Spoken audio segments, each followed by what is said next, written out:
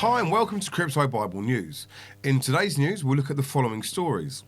Gensler confirms SEC won't ban crypto, but Congress could. Binance registers 3 more firms in Ireland as crypto regulation heats up.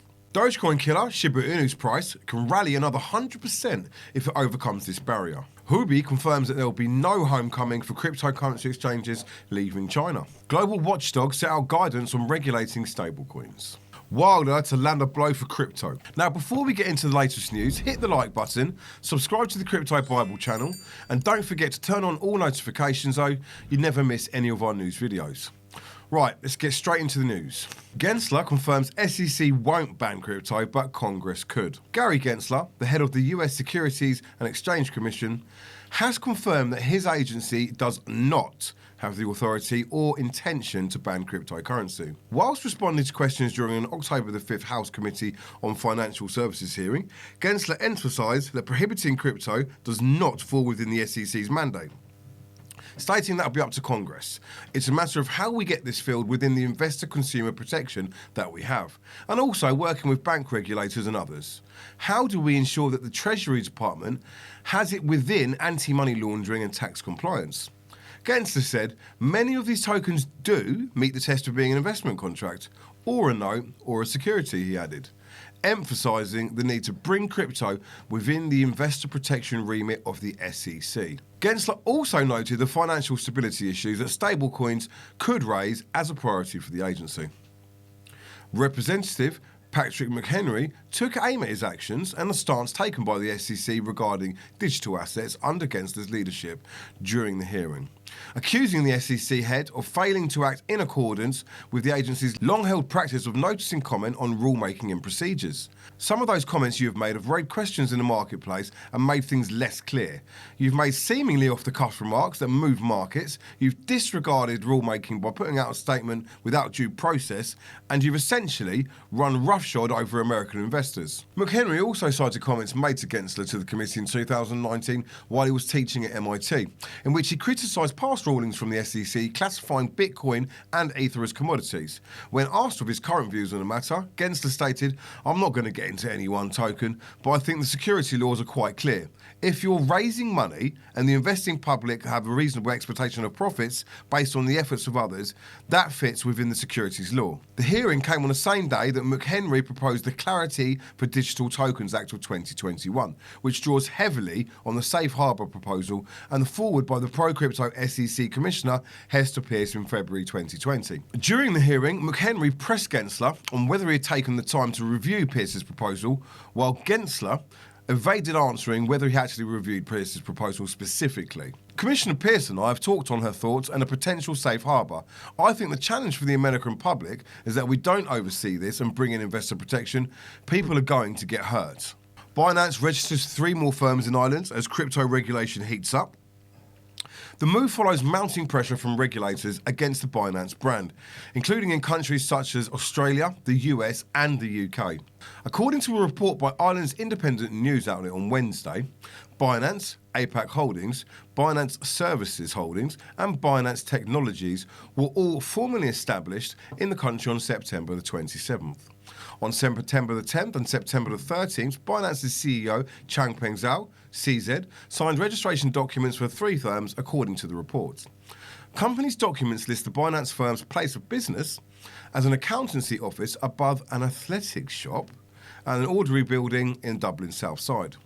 The firms were established on Binance's behalf by Irish law firm Mason Hayes and Curran. Last year, Binance Ireland Holdings was established under Zhao's residential address in Malta. Malta's financial regulator previously said the exchange did not fall under its purview, despite having registered there in 2018. On September 24th, the People's Bank of China announced tougher measures on crypto trading, outlawing crypto-related transactions, including services provided by offshore crypto exchanges such as Binance. Binance followed up on its intention to get in line with regulators in Singapore when it announced it would severely restrict users' access to certain services, including fiat deposits or spot trading of crypto on September the 27th. So tell me, viewers, what do you think about one of the richest men in the world and the owner of Binance, the largest exchange platform in the world, setting up a business above an athletics shop in Dublin?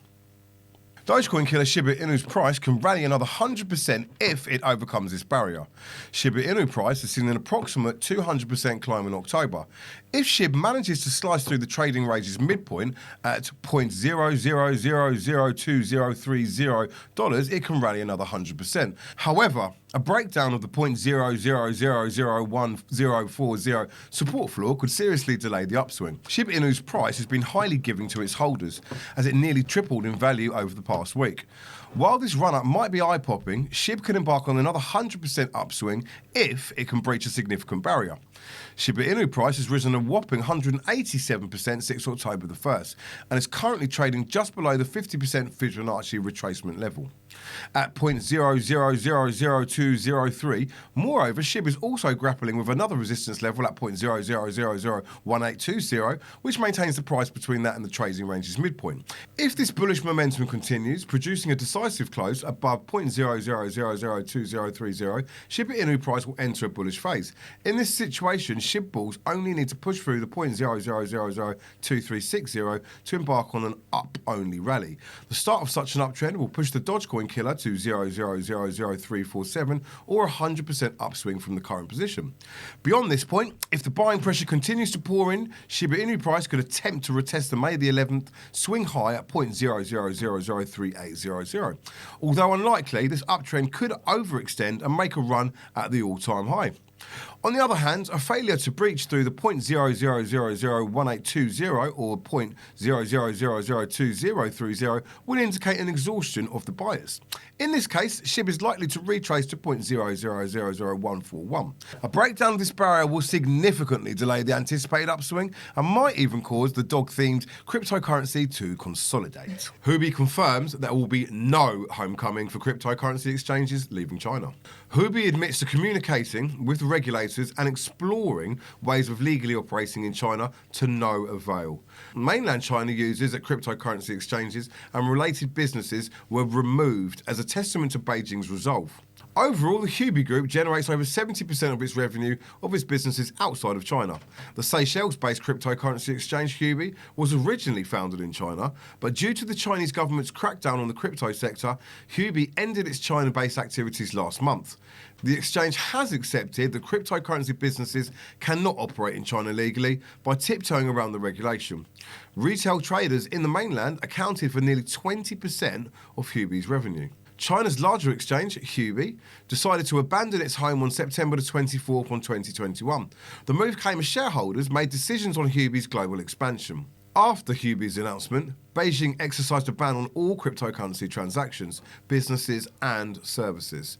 Huobi has publicly admitted that the exchange ceased negotiations with the Chinese government and decided to concentrate on global expansion. Zhu Zhang, a co-founder of Huobi, said, "In the past, we had been communicating with regulators to see if there are still ways to legally operate in China, but this time there is no room for discussion. Our strategy is all about going global now." Huobi pool was the world's 8th largest Bitcoin pool. Nearly $4.21 billion worth of Bitcoin moved out of Huobi on September the 26th, one of the highest outflows since December the 18th, 2017.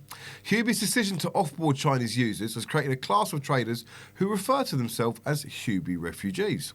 From acquiring a foreign passport to moving their cryptocurrency assets to wallets and apps that support mainland China users, Huobi refugees are ready to do whatever it takes to evade China's crypto ban. Lesser-known cryptocurrency exchanges, wallets and applications followed Huobi's footsteps and started removing Chinese users to comply with the Beijing's ban. It seems there will be no homecoming for exchanges and applications leaving mainland China. Global watchdogs set out guidance on regulating stablecoins. As digital assets are increasingly affecting the financial system, international regulators are taking the first steps towards overseeing stablecoin. Authorities reported on Wednesday that stablecoin operators, which act as a bridge between national currencies and crypto markets, should be regulated as a financial market infrastructure, alongside payment systems and clearinghouses. This rule applies to stablecoin, which regulators have determined is systematically important and can disrupt payments. International Organization of Securities Commissions, a governing group of financial regulators, and the Bank for International international settlements, recently launched a global initiative to establish an oversight of the fast-growing $130 billion stablecoin market. Sir John Canriff, chair of the CPMI, said, "This is happening at the same time that financial innovation offers new payment services and the prospect of intensifying competition for payments, but there are also potential risks to the financial system." Stablecoin is a cryptocurrency token that runs on blockchain technology. Operators say it is a relatively easy and quick way for traders to get in and out of speculative currencies, such as Bitcoin, as it is fixed one-to-one with underlying assets such as the dollar. However, their rapid growth and limited transparency are closely monitored. According to the report, regulators did not intend to create additional standards for stablecoin. Instead, they plan to build on the principles created in 2012 for critical financial market infrastructure. The author of the report recommended principles that can be applied to digital assets that are considered systematically important. These principles included governance, requiring clear disclosure of stablecoins' management infrastructure and arrangements with affiliates. Stablecoins should have little or no credit or liquidity risk. And there are reports warning that customers will be exposed if stablecoin breaks the pegs. He also advised that the stablecoin regulatory framework should consider whether the holder is making a legal claim against the issuer or the underlying asset. Different stablecoin operators have different baskets of assets that support the coins. For example, Tether holds more than 30 billion in commercial paper. It's a type of short-term debt. It's the 7th largest holder of paper in the world. However, it does not reveal the name, location of the company that holds the debt. Others are feeling regulatory pressure. Facebook's stablecoin Diem, formerly known as Libra, struggled to get it going, but said in August the digital currency wallet Novi was ready to go on sale. The role of stablecoins has received more urgent global regulatory attention this year. The Basel Committee on Banking Supervision, the world's strongest banking standards setter, said it is discussing capital requirements with banks. The Biden administration is reportedly considering bank-like regulations on businesses. Another report from BIS last week, private digital assets may coexist with potential central bank digital currencies. However, the significant adoption of stablecoin can lead to fragmentation and excessive market power. Discussions on the proposed framework on Wednesday will last for 8 weeks. CPMI and LOSCO can work with other standard-setting bodies to close regulatory gaps. Wilder to land a blow for crypto. On Saturday the 9th of October, Deontay the Bronze Bomber Wilder will be taking on the UK's favourite boxer Tyson Fury. Wilder is known for being the first American heavyweight world champion since 2004, which was the longest period of time in boxing history without an American heavyweight champion. When he steps into the ring at the T-Mobile Arena in Las Vegas to take on the WBC World Heavyweight Champion Tyson Fury, Wilder will be fighting as the outsider in Fight Trunk, sponsored by Inflation Hedging Coin, IHC, a new crypto asset developed by a group of visionary Mongolian entrepreneurs. Wilder seems to have found the perfect sponsor. IHC has been built to exploit the potential of blockchain to stave off the inflationary effects inherent in the oversupply of fiat currencies. Wilder's ongoing crusade for social justice is part of the same battle, says co-founder and CFO of IHC, Munchkin Odgombatar. IHC provides an alternative to ordinary citizens to invest in financial instrument that reduces their exposure to the knock-on effects of the central banking system, especially as they look to buy their way out of COVID-related recession. Please be advised this is definitely not financial advice, but verbatim from the ex-Champs press release. Known as Rebel Coin, IHC has picked up major interest in the crowded crypto marketplace. Punching well above his expected weight, thousands of enthusiasts have invested $10 million in the newly created tokens, buying up the entire first tranche of coins in seconds. The launch of the first 100 billion coins out of a total of 1 trillion that will become available eventually saw IHC becoming one of the fastest selling cryptocurrencies on living record. 25 billion coins were equally placed on 4 different crypto trading platforms, and it took only 11 seconds on DAX and 43 seconds on CoinHub for the people to buy up all the available tokens. 2 of the platforms actually crashed. Overwhelmed by over 100,000 visitors, the next tranche of IHC tokens will launch on international exchanges in mid-October. Will the 20,000 strong audience at the T-Mobile Arena be witness to a similar knockout on October the 9th? Fury is the only man to have ever beaten Wilder, a technical knockout in their last bout in July 2020. In their first clash back in 2018, they drew, although Wilder landed his infamous right hand to put Fury on the deck twice during that bout. Will the fight go the distance, or will the Bronze Bomber knock out Tyson the Gypsy King Fury before the final bell?